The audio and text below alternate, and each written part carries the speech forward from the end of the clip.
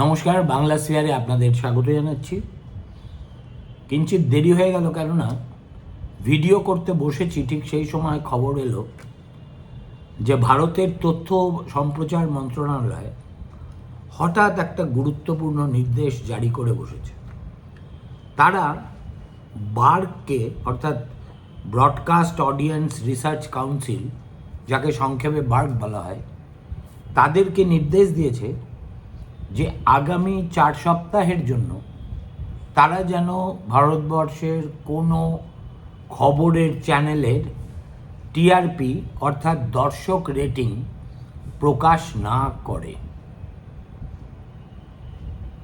বার্গ হচ্ছে, আগে এটা ছিল ট্যাম, অনেক দিন ধরে তার জায়গায় এসেছে বার্গ, এবং গোটা ভারতবর্ষে কোন চ্যানেলের কী টিআরপি সেটা এই একটি বেসরকারি সংস্থাই দায়িত্বপ্রাপ্ত সে ব্যাপারে, এবং তারাই প্রতি সপ্তাহে কত দর্শক কোন চ্যানেল দেখলো না দেখলো তার একটা তালিকা প্রকাশ করে। তারই ভিত্তিতে কিন্তু বিজ্ঞাপন জগৎ স্থির করে কোন চ্যানেলে বিজ্ঞাপন দেবে আর কোনটায় দেবে না। এখন বিষয়টা কি সেটা আমি খুব সহজভাবে আপনাদের ব্যাখ্যা করছি। এই সিদ্ধান্ত কার্যকর হচ্ছে আজ থেকেই। 4 সপ্তাহের জন্য সব নিউজ চ্যানেলের টিআরপি প্রকাশ বন্ধ থাকবে। তার মানে দাঁড়াচ্ছে, এই সময়ে নিউজ চ্যানেলগুলি যেসব খবর সম্প্রচার করবে তার কোনোটারই রেটিং ডেটা প্রকাশ হবে না। পরিস্থিতি অনুযায়ী এই নিষেধাজ্ঞা আরও বাড়ানোও হতে পারে। আচ্ছা, সরকার কেন এই পদক্ষেপ নিল? সরকার প্রধানত 3টি যুক্তি দেখিয়েছে। এক, এই যে ইরান যুদ্ধ চলছে, তাদের অভিযোগ যুদ্ধের খবর নিয়ে অতিরঞ্জিত রিপোর্টিং হচ্ছে। সরকার মনে করছে অনেক চ্যানেল পশ্চিম এশিয়ার যুদ্ধ নিয়ে অতিরিক্ত নাটকীয় ও অনুমান ভিত্তিক খবর প্রচার করছে, বিশেষ করে ইরান সংক্রান্ত সংঘাত। 2 নম্বর, টিআরপি প্রকাশ হলে চ্যানেলগুলির মধ্যে কে বেশি উত্তেজক খবর দেখাবে তার প্রতিযোগিতা শুরু হয়ে যায়, এবং টিআরপি যদি বন্ধ করে দেওয়া যায় তাহলে সেই চাপটা কমে। 3, এর ফলে জনমনে আতঙ্ক ছড়ানো কিন্তু ঠেকানো যাবে বলে কেন্দ্রীয় সরকার মনে করছে। সরকার বলছে যে অতিরঞ্জিত যুদ্ধ কভারেজে আতঙ্ক বাড়ছে, গুজব বাড়ছে, অপ্রয়োজনীয় উদ্বেগ বাড়ছে। এখন সবচেয়ে বেশি এর ফলে উদ্বিগ্ন বোধ করছেন বিদেশে থাকা ভারতীয় জনতা এবং তাদের দেশে থাকা আত্মীয় স্বজন। এখন এটা কি বেআইনি কাজ? অবশ্যই নয়। এখন টিভি রেটিং এজেন্সিজ পলিসি গাইডলাইনের ক্লজ নাম্বার 24/2-তে পরিষ্কার করে বলে দেওয়া আছে যে ইচ্ছে করলে কেন্দ্রীয় সরকার এই রেটিং প্রকাশ অবস্থা বুঝে বন্ধ করে দিতে পারে। এরপরে একটু ইতিহাস ঘেঁটে দেখা যাক। ভারতে কিন্তু এর আগে একাধিকবার টিআরপি এইভাবে বন্ধ করে দেওয়া হয়েছে। আপনাদের স্মরণে থাকতে পারে 6 বছর আগে একটা টিআরপি স্ক্যাম তৈরি হয়েছে বলে একটা ব্যাপার রাষ্ট্র হয়ে গিয়েছিল। তখন বার্গ এই নিউজ রেটিং সম্পূর্ণ বন্ধ করে দেয় এবং বেশ কয়েক মাস ধরে কোনো টিআরপি কোনো চ্যানেল আর দেখাতে পারে না। সেই সময় তদন্ত ও পদ্ধতিগত সংস্কার করার জন্য কয়েক মাস রেটিং প্রকাশ বন্ধ ছিল। তার মানে এটা অপ্রত্যাশিত ঘটনা নয়, অভাবনীয় নয়, এর একটা প্রেসিডেন্ট আছে। কিন্তু এছাড়া এর প্রভাব কি হবে, কে কত দর্শক পাচ্ছে কোনো চ্যানেল তা বুঝতে পারবে না। বাজারে তারা নিজের আপন মনের মাধুরী মিশায় যে যেভাবে পারবে নাম্বার বলবে। টিআরপি যুদ্ধ সাময়িকভাবে থামবে, আমাদের গৃহস্থালির শান্তির জন্য যেটা একান্তই আবশ্যক। কিন্তু সবচেয়ে প্রবলেমেটিক হলো বিজ্ঞাপনদাতারা রেটিং ছাড়া যেহেতু কোনো সিদ্ধান্ত নেন না, অতএব তারা অসুবিধায় পড়তে পারে। এবং যেহেতু এটা একাদিক্রমে 4 সপ্তাহ বলবৎ থাকার সিদ্ধান্ত রয়েছে, ফলে নিউজ চ্যানেলগুলোর, বিশেষ করে যারা খুব এস্টাবলিশ চ্যানেল নয়, তাদের বিজ্ঞাপন পেতে তুলনামূলকভাবে একটু অসুবিধা হতে পারে। কিন্তু এটা তো সরকারি বয়ান এবং তার ব্যাখ্যা। এখন আমাকে যদি জিজ্ঞেস করেন একজন মিডিয়ার মানুষ হিসেবে, যে আমি কি মনে করি যে এটা আমাদের কেন্দ্রীয় তথ্য ও সম্প্রচার মন্ত্রকের করা উচিত, আমার সুচিন্তিত রায় হলো না। দেখুন, এইভাবেই ধীরে ধীরে আমাদের ভারতবর্ষের মিডিয়ার স্বাধীনতা তিল তিল করে খিড়কি দরজা দিয়ে আমাদের কাছ থেকে কেড়ে নেওয়া হয়েছে। এটা হলো তার সর্বশেষ উদাহরণ। এখন একথাও ঠিক যে সরকারের উদ্দেশ্য মহৎ নয়, একথা আমি বলতে পারবো না। গতকালই আমি একজন বাঙালি দম্পতির সঙ্গে, তারা দোহায় থাকেন, তাদের সঙ্গে কথাবার্তা বলেছিলাম, এবং কী ধরনের খবরাখবর তাদের দোহা সম্পর্কে বা গালফ নেশন সম্পর্কে ভারতের মিডিয়া দেখাচ্ছে, এবং সেটা যে তাদের পরিবার পরিজনের আতঙ্ক অনেকখানি বাড়িয়ে দিচ্ছে, সেটা দিনের আলোর মতো সত্য। অ্যাকচুয়ালি ভারতীয় মিডিয়া সেন্সেশনালাইজ করা ছাড়া আর কিছু করতেই পারে না। আগে তো তারা ওয়ার রুম বসিয়ে দিত ইন্ডিয়া টুডেতে, এখন সম্ভবত ওয়ার রুম বসায় না। সুতরাং এর জাস্টিফিকেশন একটা অবশ্যই আছে, আর বিশেষ করে ইরান ইনভলভ বলে। প্রথম কথা, আমাদের যত প্রিভ্যারিকেশনই থাকুক, ইরান ভারতবর্ষের দীর্ঘদিনের বন্ধু, এবং আজ পর্যন্ত ইরান ভারত বিরোধী কোনো কাজ করেছে এমন দৃষ্টান্ত কেউ দেখাতেই পারবে না। সুতরাং আমরা আমেরিকা ইসরায়েলের দিকে ঢলে পড়েছি, এটা যেমন সত্যি, তেমনি ইরানকে শত্রু দেশ মনে করছি, এটা সত্য নয়। কিন্তু বেশ কিছুদিন পরে হলেও এ ব্যাপারে নরেন্দ্র মোদী তার মতামত জানিয়েছেন। আমাদের জয়শঙ্কর পরপর 2 দিন ইরানের বিদেশমন্ত্রীর সঙ্গে কথা বলেছেন। আমাদের বিদেশ সচিব সোজা দিল্লির ইরান দূতাবাসে গিয়ে খামেনি এবং অন্যান্য যারা মারা গিয়েছেন তাদের প্রতি শ্রদ্ধা জ্ঞাপন করেছেন। তার মানে শুরুতেই এটা মনে হচ্ছিল একটা কনসপিকুয়াস সাইলেন্স, সেটা এই মুহূর্তে কিন্তু মোটেই তা নয়। তার চেয়েও বড় কথা হচ্ছে, ভারতবর্ষে মুসলিমদের মধ্যে একটা উল্লেখযোগ্য অংশ, খুব বড় নয়, শিয়া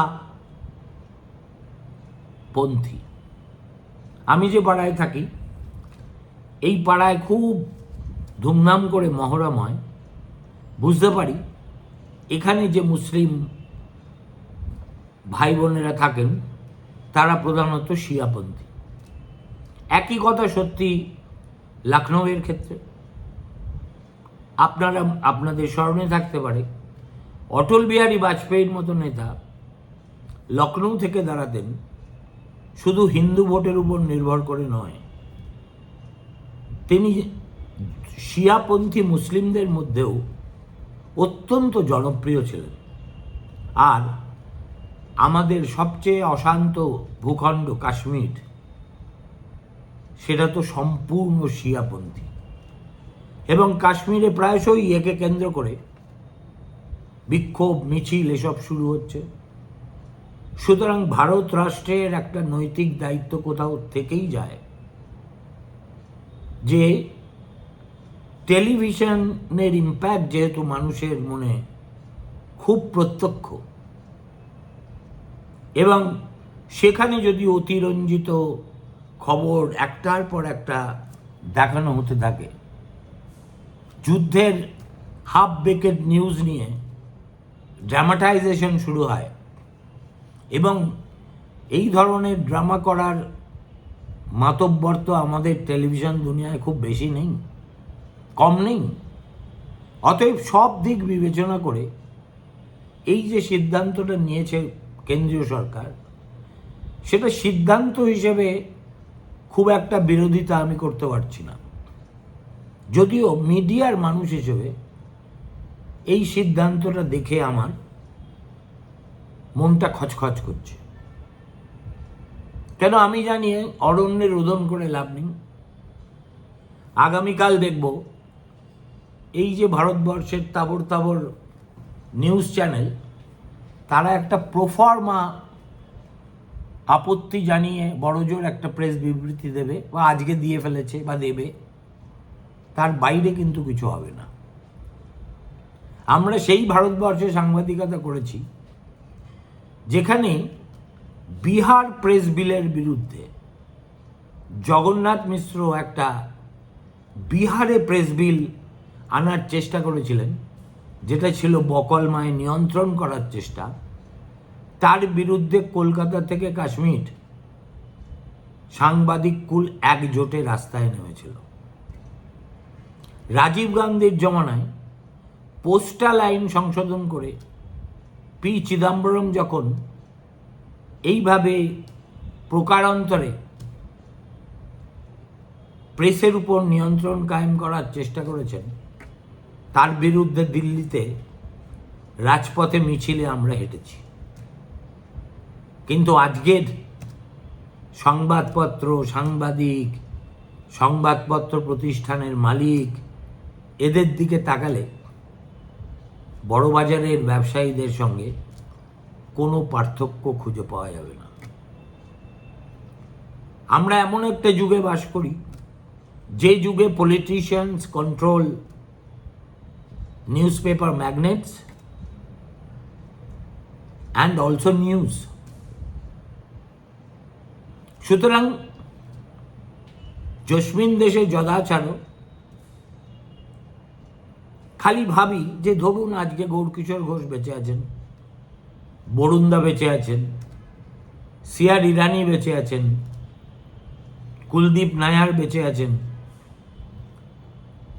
আর আমাদের রামনাথ গোয়েঙ্কা বেঁচে আছেন, অরুণ শৌরী সক্রিয় আছেন, তাহলে এর বিরুদ্ধে তাদের মতামত কি হতো?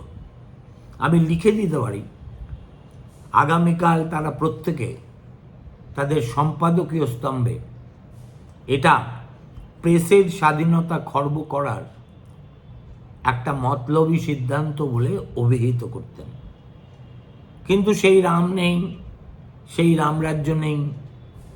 এখানে উচিত কথা বলার জন্য, দণ্ড দেওয়ার জন্য বহু লোক বসে আছে।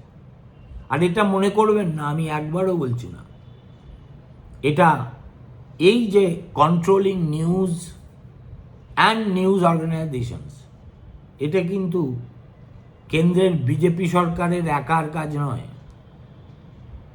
আমাদের রাজ্যের দিকে তাকালে বুঝবেন এখানেও শাসক দল খুব কম যায় না। তারা যেহেতু ডাইরেক্টলি নিউজ পেপার চ্যানেলগুলোকে কন্ট্রোল করতে পারে না, অতএব তারা বিজ্ঞাপনকে অস্ত্র হিসেবে ব্যবহার করে। আর আমাদের যে নিজস্ব দু একটি সংগঠন আছে, বিশেষ করে প্রেস ক্লাব, সেখানে বছরের পর বছর তাদের স্তাবকদের মাথায় বসিয়ে রেখে একটা জিনিস নিশ্চিত করতে চায় যে প্রেস ক্লাব যাতে সরকারের অস্বস্তির কারণ হয়ে না ওঠে। এবং খুবই দুর্ভাগ্যের কথা, গত 15 বছর কলকাতার প্রেস ক্লাব থেকে শাসকের এত ধরনের দমন পীড়ন সাংবাদিকদের উপর হওয়া সত্ত্বেও একটা এফেক্টিভ রেজলিউশন পাস করা হয়নি। মিটিং মিছিল করা, প্রতিবাদ করা তো দূরস্থান। সুতরাং ওরা খারাপ আমরা ভালো একথা বলার দিনও চলে গেছে। দেখুন, আপাত দৃষ্টিতে এটা কি একটা প্রযুক্তিগত প্রশাসনিক পদক্ষেপ, কিন্তু বাস্তবে এটা রাজনীতি এবং মিডিয়া অর্থনীতির একটা পারস্পরিক সম্পর্কের সঙ্গে জড়িত। যেহেতু ভারতবর্ষের টেলিভিশন প্রায় পুরোটাই টিআরপি কেন্দ্রিক, ফলে 4 সপ্তাহের জন্য তাদেরকে একতরফা ফতোয়া জারি করে সেই টিআরপি থেকে বঞ্চিত রাখা, এটা খুব একটা গণতান্ত্রিক সিদ্ধান্ত নয়।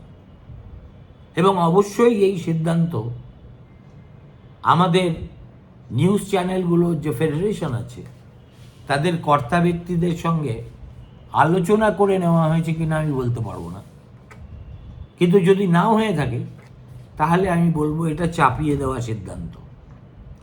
এখন সরকারের যুক্তি যে অমূলক নয় সেটা আমি স্বীকার করেছি, কিন্তু এখানে আরেকটা প্রশ্ন যেটা অনেক বৃহত্তর, সেটা হলো রাষ্ট্রের সঙ্গে সংবাদ মাধ্যমের সম্পর্ক কেমন হবে তা নিয়ে। এখন আমাদের কাগজে কলমে বলা হয় আমরা নাকি দারুণ স্বাধীন, কিন্তু বাস্তবে সত্যটা যে একেবারে তার বিপরীত আমরা সকলেই যে যার মতো করে তা জানি।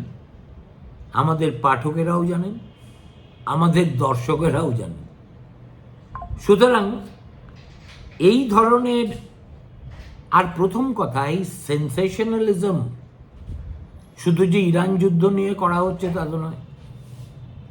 এই ধরুন মাস দেড়েক পরে হয়তো পশ্চিমবঙ্গে ভোট হবে, তখন দেখবেন একটার পর একটা নিউজ চ্যানেল এমন সব ওপিনিয়ন পোল করছে, বিজেপিকে কখনো 230, কখনো 240, কেউ কেউ 180, 190।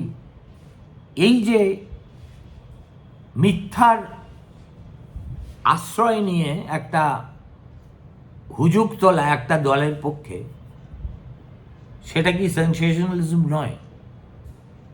সেটা কি ভোটারকে প্রভাবিত করার একটা পরিকল্পিত পথ নয়? কিংবা যখন ধরুন ভারত যুদ্ধে জড়িয়ে পড়ে, যেমন পাহেলগামের ক্ষেত্রে আমরা দেখেছি, তখন আমাদের নিউজ চ্যানেলগুলো যে ভূমিকা নিয়েছিল তার মধ্যে উগ্র দেশপ্রেম যতটা ছিল, বস্তুনিষ্ঠ নির্মোহ সংবাদ পরিবেশন ততটা ছিল কি? তাহলে শেষ পর্যন্ত প্রশ্নটা দাঁড়ায়, when it suits me, sensationalism is fine. When it does not, it is very bad. এটা তো কোনো যুক্তিতে এটা মানা সম্ভব নয়। নমস্কার, ভালো থাকবেন, ফিরে আসছি অচিরেই।